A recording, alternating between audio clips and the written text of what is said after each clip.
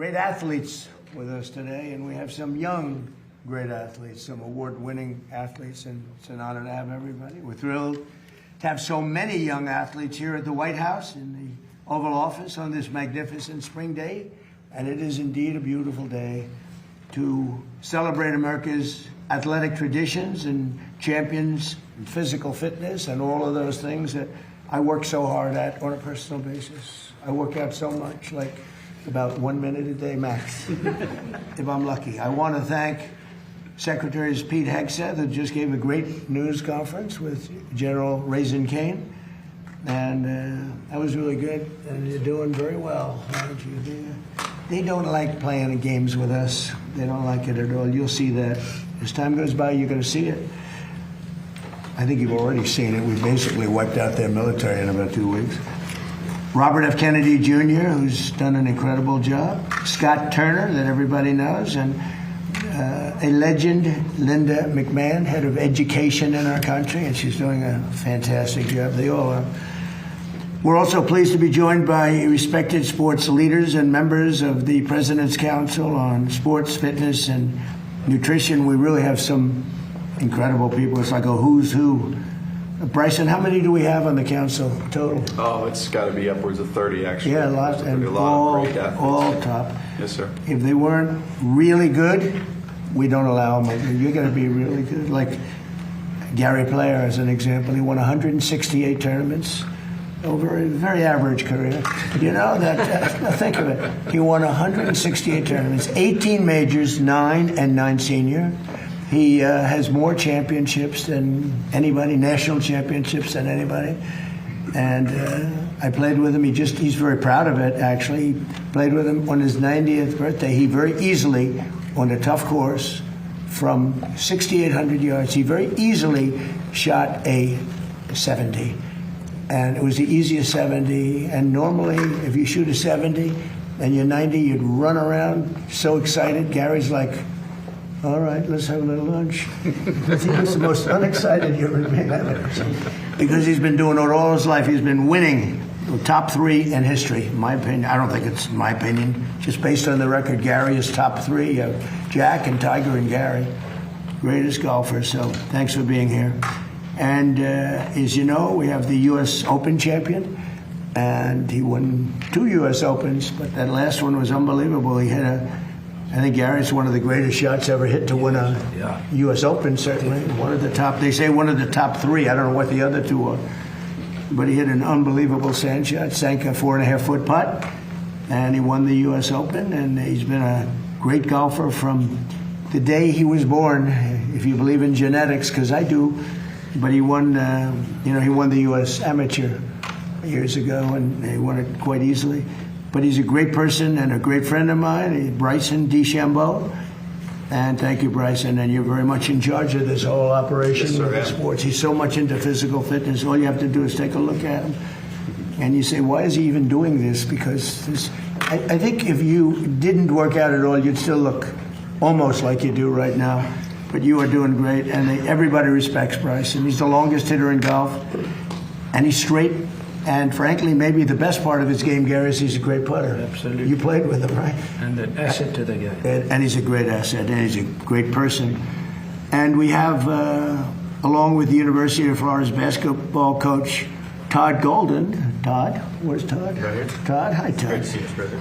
And what a job, by the way, what a job you've done. I see that. I'm a little busy to watch the games, but I always see your team is right up there. Yeah. You're doing a fantastic job as a young guy. An American hockey hero, T.J. Oshie, who's one of the best hockey players in the world. T.J., it's good to be. Thanks for having me. How's your golf game? The hockey players, Bryson was saying, the hockey players seem to be the best of the athletes. Seem to be the best golfers. You know? It's the greatest game. Yeah, that's great. Fun to play. And he's a good golfer. He's a 3 handicap, maybe better, right? That's very good. We'll work on the But stick, right here. right? Yeah. But stick to hockey. Yeah. Right. As a 3, he has to stick to hockey. That's great. What a career you've had too at a young age, and professional baseball pitcher Noah Syndergaard, sometimes referred to as Thor, and he looks like Thor to me. That's where is he? It's very hard to make. You look great. And as a man, I wouldn't want to get into a fight with him, I can tell you. That would not be a good situation, Gary. This year we celebrate 250th anniversary of our country, and it's our nation's founding. It's a big deal. In addition, we have the World Cup, and which is just now started, and we have the Olympics. I got them both, and I was very proud of myself. I tried to say I got the 250th also, but that didn't work out too well. But I did get both the World Cup, and I got the Olympics. And I was very proud of that, but I was very sad, actually, because I got them in my first term, and I said, oh, wow, I'm not going to be able to go as president because they were in 6 years, so I wouldn't be president. I thought I'd easily win the election, which, by the way, I did. And unfortunately, bad things happened. It was a rigged election, and I said, well, I'll do it again. I had the ultimate poll. I did so well. And I had the ultimate poll, and we won in a landslide. We won every single swing state. We won the popular vote. We won everything you can win. We won 87% of the counties in the United States. And I ended up with the Olympics, and I ended up with the World Cup. And very importantly, maybe the most important, is we have the 250th anniversary. And on June 14th, we're going to have the UFC, and the biggest fight they've ever done by far. It's the hardest ticket I've ever been involved with. And they're building a 5,000-seat stadium right by the front door of the White House, and then they're going to have anywhere from 75 to 100,000 people on the park, right past the White House, with 8 tremendous screens. And then we have Roger Penske, so that's Dana White's dream. What that is, it's going to be amazing. And then we have Roger Penske is going to have a big championship Indy around the Capitol. And the Indy racers, and he's been trying to get it here for 25 years. And he said, I came to Washington exactly 121 times, and I was never able to get it. I came once to see you, and we had it done in a half an hour. And he's fantastic. He's won 20 Indianapolis 500s. Can you believe that? Other countries, and I say it all the time, I gave him the Presidential Medal of Freedom, like I gave to Gary, too, because of his career. And then Roger, on his 18th, I called him. I said, come on, I want to give you the president. You won 18. Japan, Germany, all these countries, they spend billions and billions of dollars, and they don't, it's very hard for them to win. They don't win very, very much. They spend all that money, and Roger just wins it all the time. So I gave it to him on the 18th win, and since then he's won, that was 4 years ago, since then he's won 2 more. So he's going to be here with the Indy cars, and it's going to be their biggest race maybe ever. And they're going to be circling the Capitol. We have Pennsylvania Avenue closed down, and I said, do you like the course? He said, I love the course. I said, pick the best course. We'll get it for you. Don't go the easy way. Pick the best roads. I don't care. It doesn't matter. And he picked he said it's as good as you can get. And unfortunately, he picked the most important roads in the city, which is a little tougher. But we got it done for him quickly, and that's going to be in August. So we have a lot of really exciting things happening. So today I signed a proclamation recognizing National Youth Sports and Fitness, and I'll also sign the very first copy of the new revitalized Presidential Fitness Test Award, a certificate in recognition of achievement of the gold standard of physical fitness. And this is something that Bryson DeChambeau wanted to do very badly. Bryson's amazing. I mean, he's somebody that can put on 25, 30. At one point, I guess he put on almost 50 pounds. You remember, he looked like a linebacker for the Pittsburgh Steelers. And he decided he didn't like himself at that weight. It was all muscle, guy. It was like crazy. He looked like a massive football player. You wouldn't want to play him in hockey. And he said he didn't like it. He developed too much speed. This is the problem with people. He had too much speed. He wanted to bring it down a little bit. So he lost. He can put on weight, like up and down like a yo-yo, and he doesn't take the shot, okay? He doesn't need the fat shot. I said, do you ever take this shot? He didn't even know what the hell I was talking about. What shot? No, he can put it on. He's a scientist. He's like a scientist with his body. He's a great guy, and he's an absolute champion, so I appreciate it. But Bryson really wanted to bring it back, because we are bringing it back. It's something that's A lot of people, the wrong people, probably were involved. I don't know. But this is a group of people that physical fitness is everything. Gary Player, by the way, you talk about golf, but he was always considered in the best shape of anybody. He was long ahead of the rest of the world. Now you see all these guys have a 28-inch waist. They walk down, it's like robots, right? But Gary was always, he was way ahead of everybody else. From the late 1950s until 2013, grade schoolers across the country competed against each other in the presidential fitness test, but others. And then we had the Obama administration. Wonderful, wonderful person. Barack Hussein Obama. Have you heard of him? We had the Obama administration, which phased out this wonderful tradition of physical fitness. Thank you, Barack, very much. Great job. And we're bringing it back. We're bringing it back. My administration's working very hard to defend America's cherished athletic traditions and pass our values of excellence and competitiveness to the next generation. So important.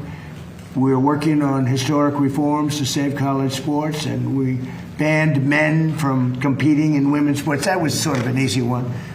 They say, you know, the radical left says, that's an 80-20 issue. No, it's 99-1. They say 80-20. Who are the 20%? I've never met anybody. Nobody's ever come up. So I've been president for 5 years, and nobody's ever come up to me and say, sir, you have to allow men to play in women's sports, you know. I've never had one person say it's really important that we allow women to be challenged by men in women's sports, and it doesn't work. So we did that, and with the help of Secretary Kennedy, who's with us, we're striving constantly to make America healthy again, and that's what we're doing. We have unbelievable numbers coming. Bobby will mention it. We have unbelievable numbers coming. So these next few years will be a golden age for American sports, just like it's a golden age for America. You know, we hit an all-time high stock market today, despite that we're in a little skirmish, military. I call it a skirmish because Iran has no chance. They never did. They know it. They express it to me when I talk to them. Then they get on television. They say how well they're doing. And they have no Navy, totally wiped out. They have no Air Force, totally wiped out. They have no anti-aircraft capability, totally wiped out. No radar. They have no leaders. The leaders are wiped out. The whole thing. And then I read the papers, and they say how well they're doing. They're not doing well.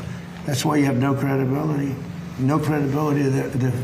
The news, the fake news, has no credibility. But the President's Cup, it's going to be something, and we're going to have that. We're going to do very special presentations to Johnny, who, as you know, is the commissioner. He's a fantastic person who runs the soccer. And if I don't know if you know this, but so more tickets have been sold earlier than at any World Cup they've ever had. And the numbers are more than double. They've never seen anything like it. So it's really soccer. I don't know if soccer is taken off or not taken off, but the World Cup is doing numbers like they've never done. They've never done anywhere close. And we have the Patriot Games in honor of our 250th anniversary this fall. It's going to be all on television. And with that, it's like the ones that we have here. We're going to continue to win. Our country is doing great. We're breaking records in every way, and I know it's too bad, but I had to do it. We can't let Iran have a nuclear weapon. You might be too young for this. I don't know if I want. They probably know. They probably know better than most people. But you can't let a bunch of lunatics have a nuclear weapon, or the world would be in trouble. The world would be in trouble. So we just hit records on the Dow. It was supposed to be done in 5 or 6 years. Somebody said it couldn't be possible to reach 50 on the Dow. And I reached 50 in the first year. And then I reached 7,000. And by the way, it just set a new record. The S&P just set a new record, set much higher, 7,500. But they said even harder than 50 on the Dow is getting to 7,000 on the S&P. We did that by the end of the first year, all before the end of the first year. Gary, so think of that. They said we couldn't do it in 4 years, and we did it at the end of the first year. And then, you ever have this? And then I called all my people and I said, we just set every record in the book. The economy is going great. I ended 8 wars. Nobody else ever ended a war. And the person that won the Nobel Prize, Maria, she's a good person. She said, I don't deserve this. This deserves to President Trump. There's never been a man that deserves a Nobel. He ended 8 wars, including India-Pakistan, which would have been a nuclear war, 8 of them. And I called everybody in, Gary, and I said, you know what? We just broke every record, and now we're going to take a hit because we have to make a journey down to Iran to take the nuclear weapon. They would have had a nuclear weapon within 2 weeks. Remember, we sent that beautiful B-2 bomber in, and we blew up their nuclear potential. It was obliterated, for those that are not aware, and to a point where it would take them weeks to dig down, and we wouldn't let them dig down. We have our eyes on it all the time. But it was a very important thing. So we would have had an Iran with a nuclear weapon, and maybe we wouldn't all be here right now. I can tell you the Middle East would have been gone, Israel would have been gone, and they would have trained their sights on Europe first and then us, because they're sick people. These are sick people. And we're not going to let lunatics have a nuclear weapon. The power of a nuclear weapon is something I don't even want to talk about. It's not going to happen. And we have beaten them badly. They're talking, now they're reduced to little boats with a machine gun on the front of them, because they had a Navy of 159 ships. Every single ship in the first week was, right, Pete? Every single ship they had is resting underwater, right? At the bottom of the sea. They have no Navy. It's totally wiped out. Same thing with their Air Force. So we're doing well. But it's all about, having a great country. And one of the things I think that when they talk about physical fitness, one of the things I notice about friends of mine, all of the people, all of the great athletes here, is their mind is better than people that aren't fit. It's because I think a mind, once you hit a ball well, or you do whatever it is that you run well, or play hockey as great as you play it. But once you obviously have to have a certain physicality. You can't have somebody with a great mind and zero athletic talent, right? But when you get up to that league, it's all about the mind. The mind is so important. And these people express it, I think, better than anybody. So with that, I'd like to ask somebody that's done really an incredible job. He has got some group of people that love him, some big group of people. It was a big day when he endorsed me for president. Very unusual, because I happen to be a Republican. I would say that Republicans were not too big in the Kennedy family, but they're big now because he's the biggest in the group, and everybody respects him a lot. He's doing a fantastic job. So, Bobby, would you say a few words, please? Yeah, thank you, Mr. President.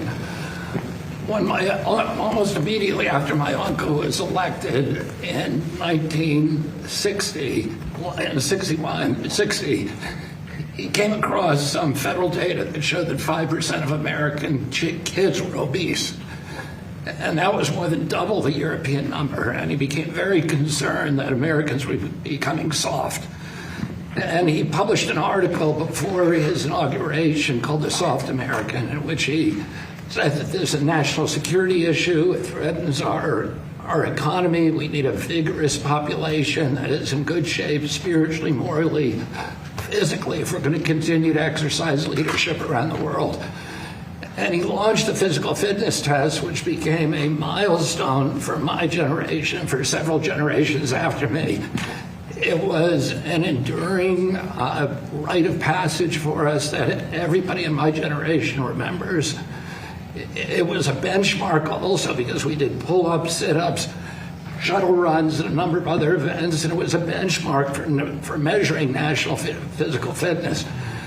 Around that time, my uncle came across correspondence between Teddy Roosevelt and the head of the commandant of his Marine Corps. And Teddy Roosevelt asked him, what are the metrics? What are the physical requirements for a Marine? And Roosevelt, or the commandant, wrote him back saying that a Marine had to walk 50 miles in a single day with a 30-pound pack. My uncle wrote a letter to his commandant and said, can today's Marines do the same thing? The following day, he had a cabinet meeting. It was on a Friday, and he had private cabinet meetings, unlike the ones that we have to go through here. My uncle was, I'll just say this, my uncle was proud. He was the first president that televised press conferences.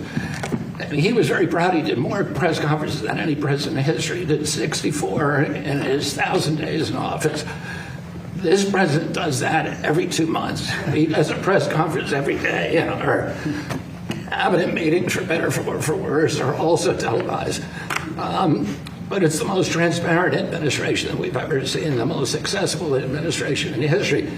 And he went into that cabinet meeting, that private cabinet meeting that morning, and he said to the cabinet, one of you has to do a 50-mile hike this weekend to show the American people that we're in shape.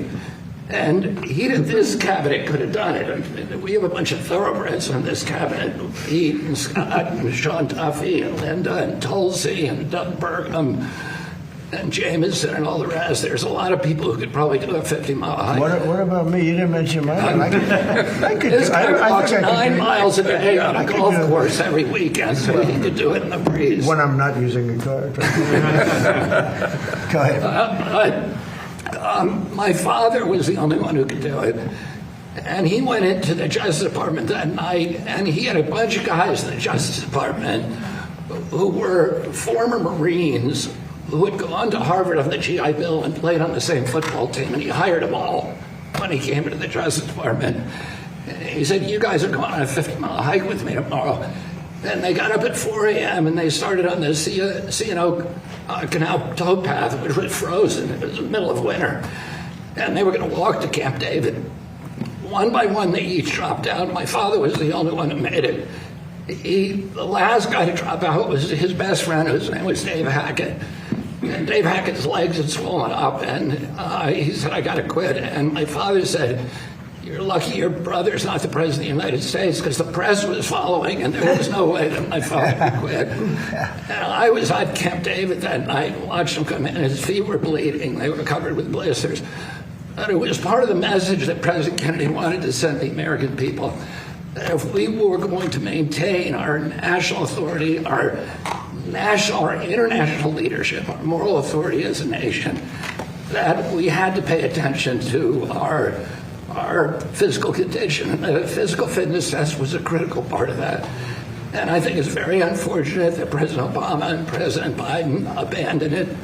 They said competition is not good for kids, which is not true. If we're going to be competitive internationally, we need to be competitive with each other. We need to teach people how to win and how to lose and how to process victory and defeat. And today, since that time, the presidency has presided over the worst public health crisis in history. We're now the sickest nation in the world. We've gone from 5% of our kids being obese to 20%. 70% of adults are obese or overweight, and 77% of our children cannot qualify for military service. And that should be an eye-opener for all of us. And I'm so grateful to President Trump for his leadership and his vision of reinstituting the physical fitness test and challenging Americans to compete with each other in a friendly, congenial way, and to help each other get in shape so that we can prepare for a great future that this administration is going to provide for this country. That was great. I didn't know that. Bobby, do you ever see a picture of Bobby working out? It's like, you guys, I said, you got to be kidding me.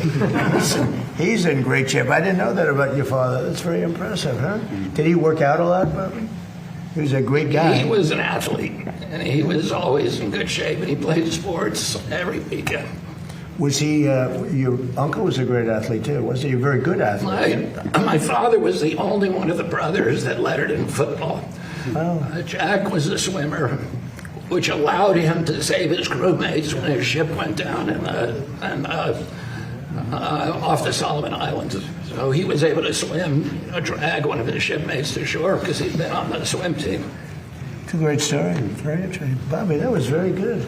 It's quite interesting. Everybody was listening. You know, usually people are sort of wandering off as people speak, but not when Bryson speaks or when Gary speaks. Go ahead. Why don't you start it? Yeah, Secretary Kennedy, thank you for those inspiring words from your uncle, and thank you to the President of the United States for helping reestablish this presidential fitness test has been something that we've been looking forward to doing for a long time.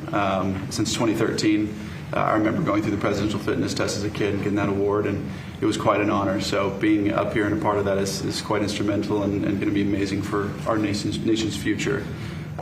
Reestablishing the golden standard of the presidential fitness test has been a huge deal for me. Is that these kids now are going to have a healthy future. That's really an important thing for us to note here, is that, you know, we want to make sure our kids have the best opportunity to succeed in life, and not only from their mind, but their health and their well-being. Their physical fitness is a huge priority to helping them become better human beings in general for our nation.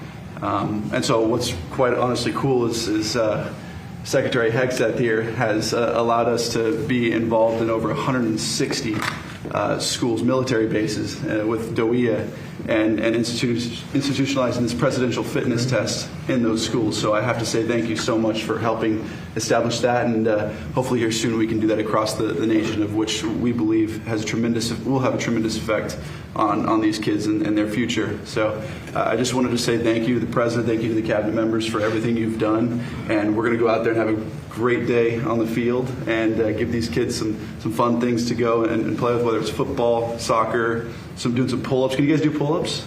No? We'll help you. We'll help you. But that's a part of the presidential fitness test, is aspiring to help these kids become a better version of themselves. And that's what I couldn't be more excited to be a part of. I want to say thank you to the athletes that are here today, and to Gary Player. He's always been an inspiration to me, and albeit I'll never get to your record, I thank you for giving me aspirations to hopefully get 1/8 of what you have. So thank you. And lastly, just want to say to the kids, most important thing you can do is always get 1% better a day. That's the most important thing I can give you guys. Try to be a better version of yourself every day, because one day you could be up here as well. You could be up here as well. So thank you, Mr. President. Thank you for everybody for being here, and I can't wait to see what we can do out there today. Good. Thank you, Bryson. And this is really for Bryson, because he's worked so hard on this. He really put it together. He's got the best athletes in the world. I think it's actually 41 or 42. And all top people, all big names, top people, and they all want to do it. And Bryson, I was given a little idea by Bobby. He mentioned Camp David, and it's a special place. And I think we should have our next meeting, the full meeting at Camp David. Okay? Sounds great. So it's like a very special place. Amazing. So we'll do that. I'd love to have Gary say a few words. He's won 168 tournaments. Think of it. That means he won every weekend. I say, well, when did you not win? It's a record, I think, that will never be broken. And he won 18 majors, 9 senior and 9 regular, and many other things. And he is a very special guy. And, you know, if you think about the power of positive thinking, I don't know if Gary has the time, but he is the youngest winner of the British Open, what they call now the Open Championship. And he won it when he was 23, I think, Gary, right? 23. Yeah. If you want, you could tell that story, because these are all people that love sports and they love golf. But the way you asked, you'd like to practice. My name's Gary Player. I'm from South Africa. You're not giving me the time to practice. I must practice on this course. And the people thought, who is this? He said, you don't understand. I'm going to win this tournament. They never heard of him. He came out of South Africa. He's winning everything. He won the South African Open like 14 times or something. It's incredible. But if you want to tell that story, I think it's a fabulous story. But as a man with a powerful, it's really the power of positive thinking. Go ahead, Gary. Well, Mr. President, first of all, thank you very much for having us and hosting this today. I've been around almost every president for the last 65 years. And I've never seen a president that loves this country as much. They all did, and they all did great works. But I've never seen a president that loves the country as much as you do. And I say thank you, because I've traveled more miles than any human being before, without being repetitive. And I've never seen a country like this. The freedom that exists, which is so important to all of us. And you know, sport can change the world. It can give people a chance that don't have any hope. It can give them hope, as we've seen. Many people with little education have become world champions. Only in America have you got that opportunity. And the other thing is, to Mr. Kennedy, who I have absolute utmost respect for, you know, my great dream now, I'm finished with tournament golf. My great dream is for the youth of America. The youth of a nation are the trustees of posterity.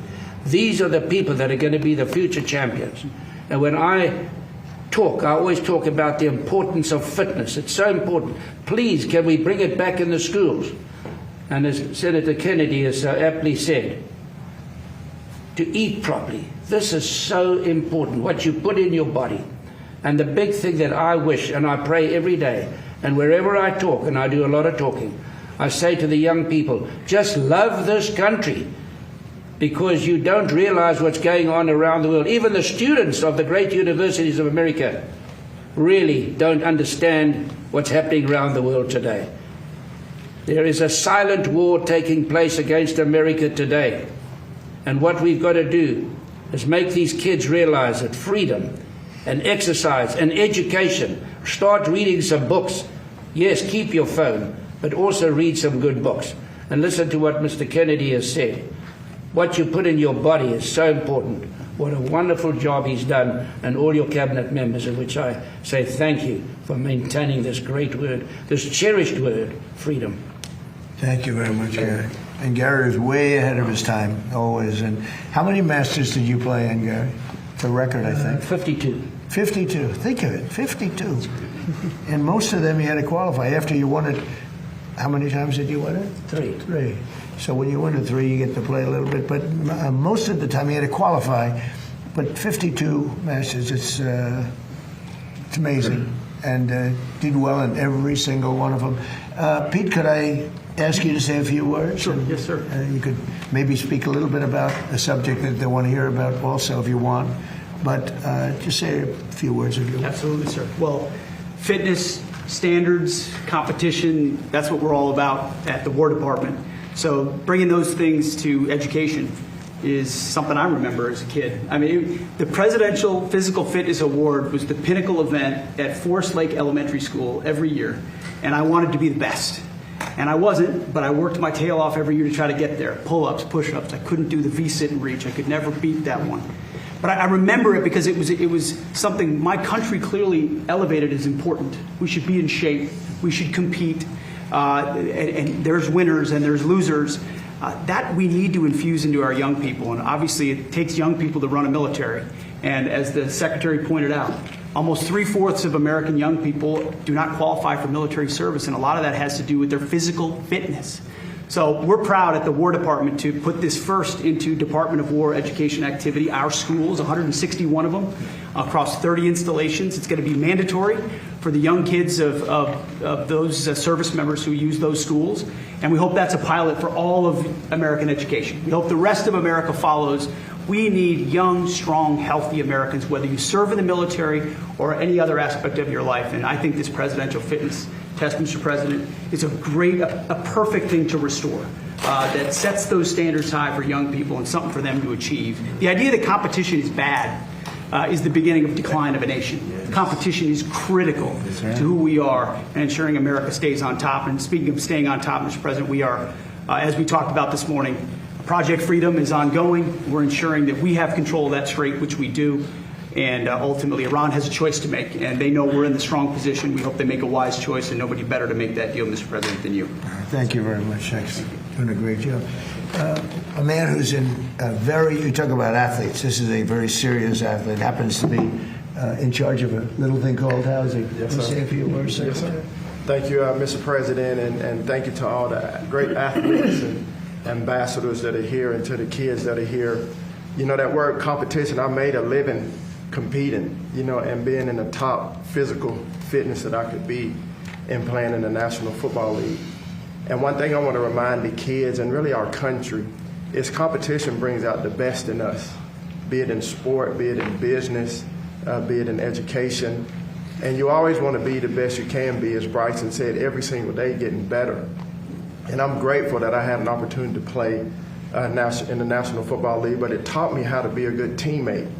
It taught me how to be humble in victory and to be steadfast, in defeat, as all these great athletes know. And Mr. President, thank you for just your leadership in our country, but also for this important issue of having physically healthy children and a physically healthy nation. And Bobby, thank you for reminding us of your uncle and your father of how important it is for us to be to look at the man holistically, spiritually, morally, physically, mentally.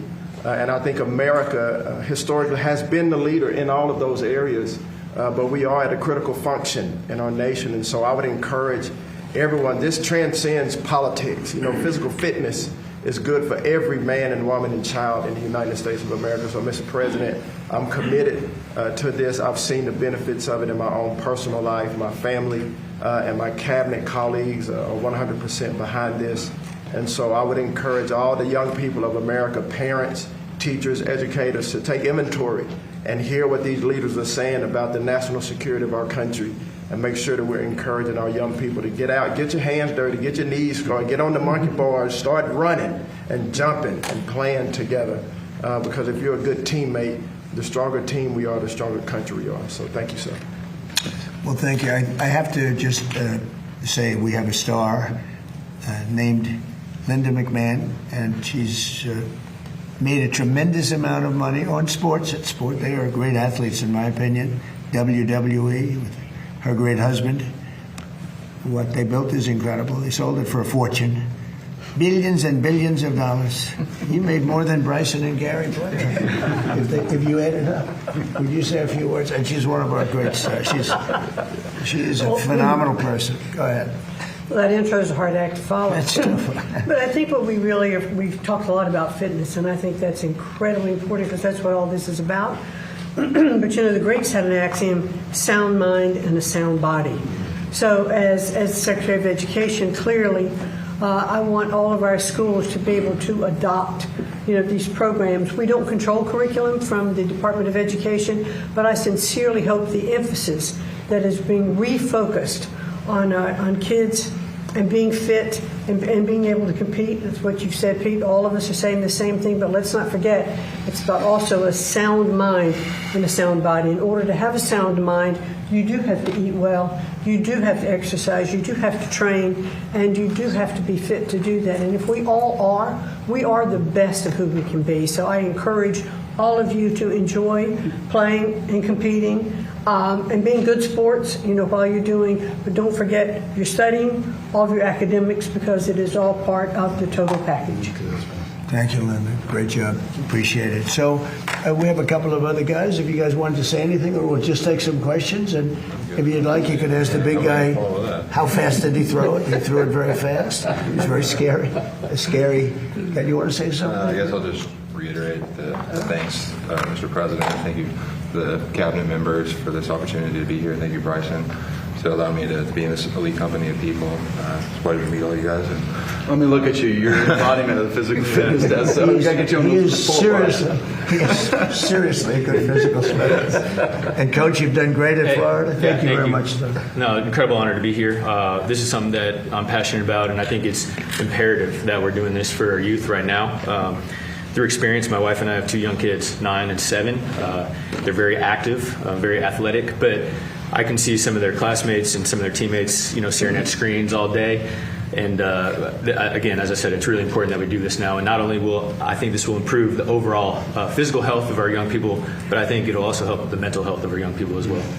And just in case you don't know, he is a coach who just came to a team and just took it right from the beginning here. Just unbelievable job you've done. Thank you very much. You're a very rich guy. She'll pay him anything. I want to represent him. She'll pay him. He comes in and it just boom, this so way. Congratulations. Who's going to win in hockey? It's a tough one. Colorado's the favorite. I like Minnesota, though. All right, we're going to watch, okay? Yeah, it'll be We're good. going to watch. Great job. Thank you. Great job you've done. Thank you. And we're going to go outside. Did you want to ask a few questions of any of the people here? Please. Can I ask you about Iran, Mr. President? Yes. They've fired at U.S. ships several times in the last 24 hours. What do they need to do to violate the ceasefire? Well, you'll find out because I'll let you know. They know what to do and they know what to do. They know what not to do, more importantly, actually. And, they fired them in little boats with pea shooters, the pea shooters, little boat with little, why? Because they don't have any boats anymore. Their Navy is comprised of, they call them little boats. Fast right? boats or little boats. And they're fast, yeah. They're so fast that they had 8 of them and they're all gone. And They're fast, but they're not fast like a missile. A missile is slightly faster. They're all gone, so they're looking around for little boats to try and compete with our great Navy. We have a Navy that's unbelievable. You know, we set up a blockade, as you know very well. Not one ship. A couple tried, and they got their engine shut out. You remember? I think it was it was a great display.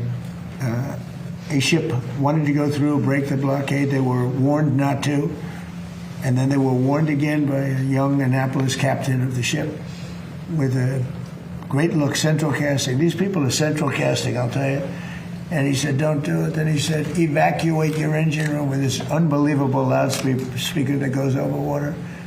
He said, you have 10 seconds. And then from 4 miles with one bullet, Main gun. it went right into the engine. And Gary, the ship stopped very quickly. They hit the engine with one shot. It wasn't a missile. They don't want to waste a missile on it. It's too easy. And we had another one, a 2000, one of the biggest ships in the world.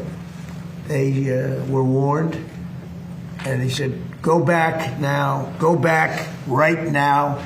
You will be shot at within 10 seconds.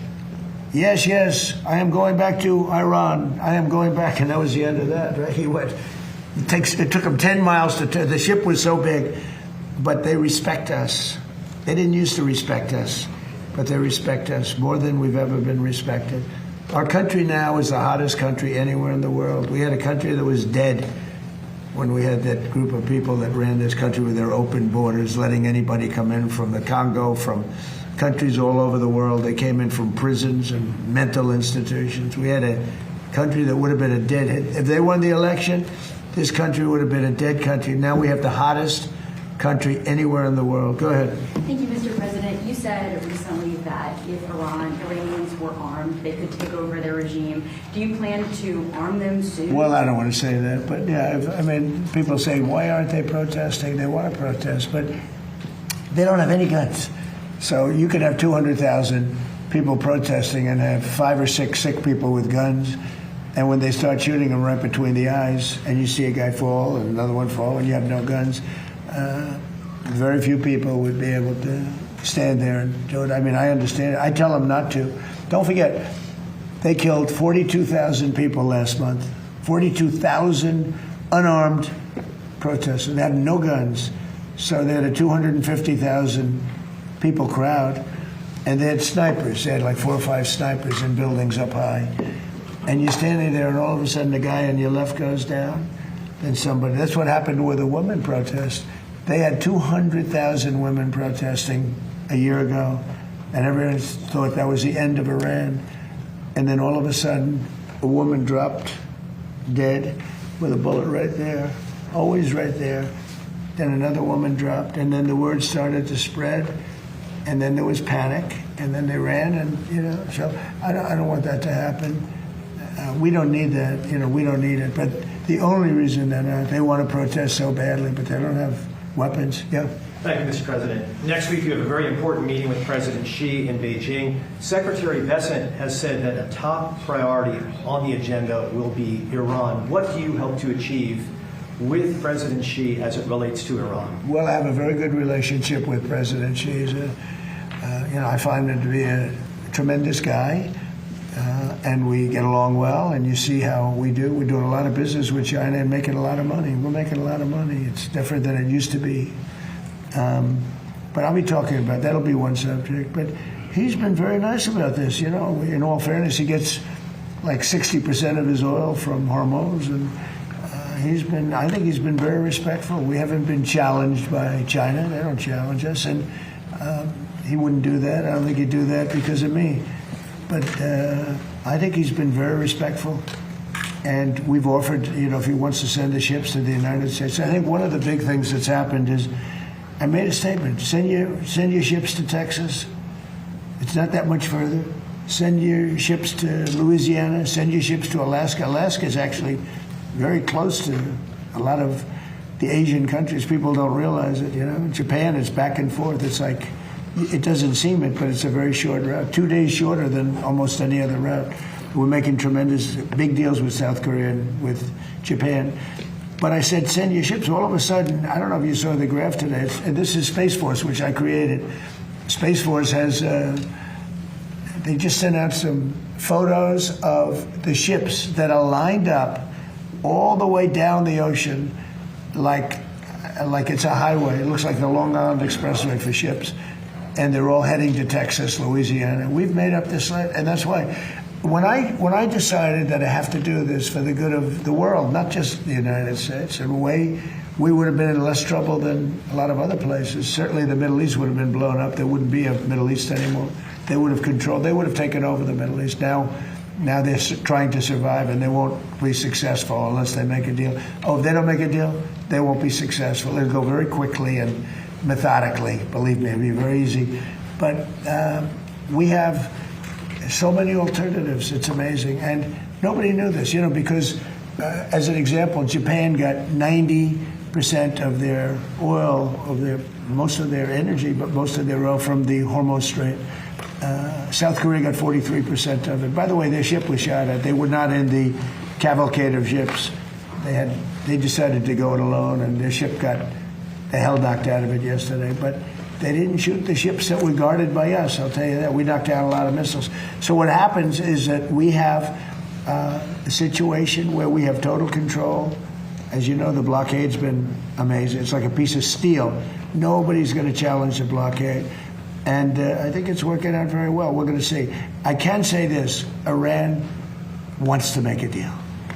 What I don't like about Iran is they'll talk to me with such great respect, and then they'll go on television. They'll say, we did not speak to the president. We did not. I just spoke to.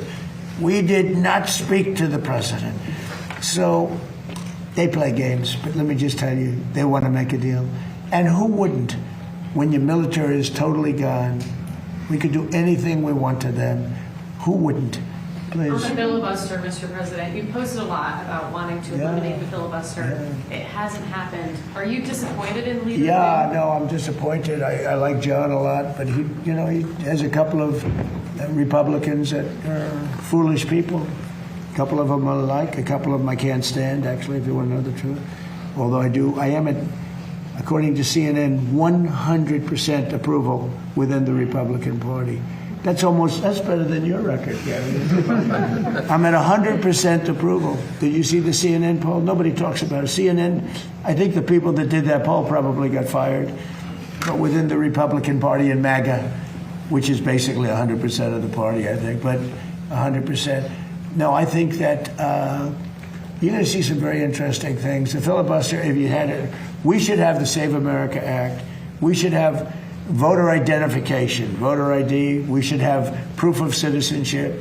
We should have mail-in voting for the military and people that need it, but not for everybody. Because anytime you have mail-in voting, they're going to cheat. And they cheat like dogs. And they have to cheat. In all fairness to the Democrats, when you have men and women sports, when you have open borders, when you have transgender mutilization, don't listen to this, kids, of your children, transgender mutilization of your children for everyone. When you have policies like that, you have to cheat. It's the only way they can win. And we shouldn't allow them to cheat. And we should terminate the filibuster, because if they get the chance, they'll do it in the first hour back. Mr. President, thank you. When Iran is seeing 50% inflation, they've moved money from their sovereign Their economy is crashed. Would you allow their financial system then to fail? Well, I guess so, because we're making it fail, right? Is that what it takes? I hope it fails. Is that what it takes? You know why? Because I want to win. It takes getting pounded on by the military, I think, for more. But in addition to that, it is failing. We have sanctions on them, tremendous sanctions. Scott Besant's done a great job. We have sanctions that nobody's ever seen before. No, they're failing. Their currency is worthless. Their inflation is probably 150%. The real number is 150%. They aren't paying their soldiers. They can't pay their soldiers. The money is worthless. No, they should do the smart thing, They should do the smart thing, and because we don't want to go in and kill people. We really don't. I don't want to. It's too tough. Great people. I know the people. I have so many Iranian friends from New York and from other places over the years. They're great people. I don't want I don't want to kill those. Gas prices in the United States are. Shooting incident yesterday. Wait, Is it possible that you can talk about that? Well, wait, go ahead, finish Yeah, it. gas prices in the United States are $1.48 cents a gallon. Oh, You wait. said they would come back down. Oh, they Will will. Project They'll drop Freedom- lower than they were before. Will Project Freedom, supporting those ships, make that happen? Well, it will because, so people don't realize some of these tankers hold 2 million barrels. One of them holds 4, I think it's the largest one in the world. That sucker is big. I've never seen anything like it, a ship. It's bigger than aircraft carriers. And yeah, it has a big impact. It's so much. You know, there are like 400 ships in there, 400. That in itself. Now, the best is when it ends and just neutralizes. But what's happening is people are learning to buy oil from the United States. I mean, they're making the trip, and they have safer. Probably it's a better product too, by the way. But they're learning to buy. They're changing their habits. So when I did this, I thought the market would go down 25%, and I thought that was a great deal if it did. If it went down 25%, I was satisfied. I said, because we cannot let these people have a nuclear weapon. They'll use it. We can't. I also thought oil would go up to 200, 250, maybe 300, and I knew it would be short term, but I thought it would go. I looked today; it's like at 102, and that's a very small price to pay for getting rid of a nuclear weapon from people that are really mentally deranged. Yeah. President, just on politics. The world is lucky. By the way, other presidents should have done this. 47 years they've been toying with these stupid people. In many cases, stupid people. This should have been done by Obama. He went the other way. He was giving them cash. He sent plane loads of Boeing 757, took the seats out, and put green cash, $1.7 billion in the plane. Every bank in Virginia, D.C., and Maryland was stripped of their cash. They took out all the cash from the banks. They put it into a plane, a Boeing 757 packed with cash, and they flew it to Iran, and they let these guys just, I don't know what the hell they did with it, but they took it and then gave them billions and billions of dollars and bribed them basically to be friends. And after giving them tens of billions of dollars, they screwed Obama, okay? That's not the way we play. No, we do it the old-fashioned way. And they should wave. They're very proud. Maybe you won't see a white flag, but essentially that's already what they are. They should wave the white flag of surrender. In hockey, they say, "Uncle," right? When are they gonna cry uncle? But, and they have another expression. If this were a fight, they would stop it. But you know, we have to go out and we have to do it, and it's very sad to see. Even shooting those boats, they've got 3-4 guys. They got a little machine gun in front. They're shooting at one of our ships that's meant for it. It bounces. They don't even know they're being shot at. And then they take it out with an Apache helicopter in about 2 seconds. They go, Apache, ship, northwest 10 degrees. Turns around, boom. I don't like that, you know? You lose people. All these people, it's so unnecessary. It's so unnecessary. One thing we have the greatest military in the world. I built it because I built it in my first term. I didn't think I'd be using it, at least so much in my second term. But we have the greatest military, the best equipment in the world. We had 111 missiles shot at one of our assets, one of the aircraft carriers, a week and a half ago, 2 weeks ago. Think of this, 111 sophisticated missiles shot at one of our aircraft carriers. And every single one of those missiles was shot down with no problem whatsoever. If you would have said that 10 years ago, 5 years ago, it would have been an impossibility. You would have had to take those shots. Every single missile was laying in the water far away. I mean, they weren't even upset. And they're the coolest people. If you ever see them, you know, Pete, when they do the missile, right? Mm-hmm. They say, missile coming, and these guys go, it's like almost like, I'm just, blah, blah, blah. You know, they're very smart. These are extremely smart people. They go to very good schools, but they shot down Who would think that, Gary? They're like a needle in a haystack. 111 missiles shot. 111 missiles were knocked down into the water. Didn't even get close to the aircraft carrier. No, there's nobody has a military like us. Okay, a couple of more, and then I want to go out and watch these great athletes. I'm not talking about him and him and him. I'm talking about these kids, because I think you're going to be far better as an athlete than anybody behind you. Okay, do you agree? I think you're going to be a better athlete. What sport do you play? I play football. Oh, There you go. do you think you're going to be better than him? You'll be faster. You're going to be so much faster than him. He's going to be like lightning. He was known for his speed, by the way. I don't know. I think pretty good. What sport do you play? I don't play sport because my mom didn't sign me up, but I'm trying to play gymnastics. Gymnastics. Oh, wow. That's a good sport. It's a great sport. What do you play? I do dance, but I also do volleyball. Hey, nice and tall to be a volleyball player. Amazing. What about you? Look at this guy. He's a big guy. Me, I'm doing football right now, and next year I'm going to be trying to do powerlifting. Oh, whoa. Yes, Whoa. Already, let's go. Whoa. That's awesome. And you'll never compete against women in powerlifting. No, sir. Did you see that they had a man powerlifter and he decided to go the opposite direction? He took a record, stood for 18 years. He beat it by 119 pounds. Okay? They put the little quarter of an ounce. For 18 years it stood. This guy came, he was a failed powerlifter. But he went on the other side and he decided that he wanted to go into women's sports, and he broke the record by 118 pounds. Think that's fair? So I don't think we'll have to worry about you. Yes, sir. You're going to do good. Are you a strong person? Yes, sir. Good. You think you can take me in a fight? I think you could. Hey, that would be embarrassing, wouldn't it? How about you? What sport do you play? I play volleyball, and in the summer I'm trying to get into soccer. Wow. And with your height, do you smash the ball, the volleyball? Do you get up high? Can you jump high? Not very. Soccer might be better. I don't want to be. I'm just looking. I think she'd be a great soccer player. That's good. Good luck, okay? What about you? Hockey and golf. Well, and you know that guy, right? Yes. All right. You know that guy. Do you think you could be as good as him someday? Not easy. Better. Won't be better. And you play President, golf? this young man today, of all the young men I've met, he had the best manners possible. He was a smile. I said, "How are you?" He looked me in the eye and he said, "Fine, thank you, sir. How are you?" Not just good.